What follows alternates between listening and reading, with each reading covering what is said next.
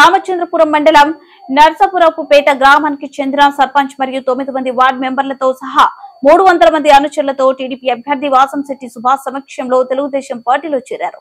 ఈ సందర్భంగా సర్పంచ్ వీరలక్ష్మి మాట్లాడుతూ గత వైసీపీ ప్రభుత్వంలో గ్రామ స్వరాజ్యానికి తూట్లు పొడుస్తూ పంచాయతీ వ్యవస్థను నిర్వీర్యం చేశారని, దేశ చరిత్రలో మొట్టమొదటిగా గ్రామ సచివాలయ వ్యవస్థను నిర్వీర్యం చేసిన వైసీపీ ప్రభుత్వానికి దక్కుతుందని, పంచాయతీ నిధులను అక్రమంగా దారి మళ్లించారని, దీంతో పంచాయతీలలో అభివృద్ధి కరువడుతుందని ఆవేదన వ్యక్తం చేశారు।